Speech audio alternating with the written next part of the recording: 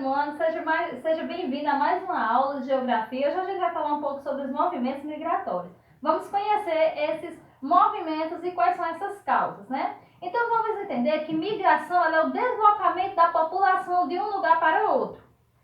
As pessoas, a gente vai entender que as pessoas elas se deslocam-se de áreas onde as condições de vida elas são o quê? Apresentam grandes dificuldades.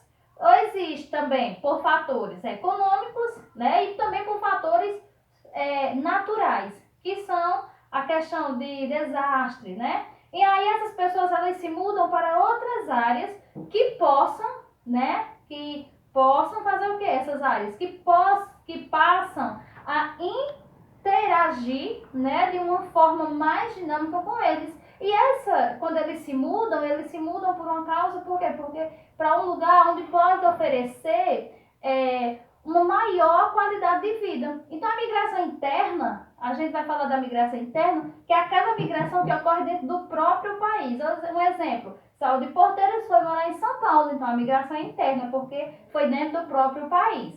E no inicialmente dos séculos, né, a gente vai ter o século aí 16 e o século 17, que foi o momento em qual a zona da mata nordestina, ela em virtude do grande desenvolvimento que teve, né, que foi o ciclo do café, que foi o movimento aí do ciclo do café, do ciclo do açúcar, só que como a zona da mata, ela se destacou mais com o quê?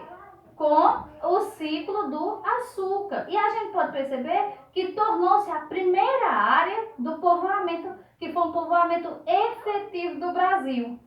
A zona da mata, com o produto açúcar, né, foi das áreas do povoamento efetivo do Brasil, que atraiu o quê? Trabalhadores livres e comerciantes para essa zona da mata.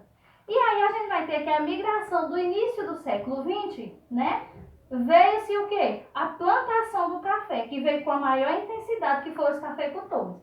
Mas o café, ele pouco estimulou a vinda de imigrantes para outra, daqui do Brasil mesmo, né? A estimulação dele para o trabalho, para essa migração, foi muito pouca em relação a quem residia dentro do nosso território.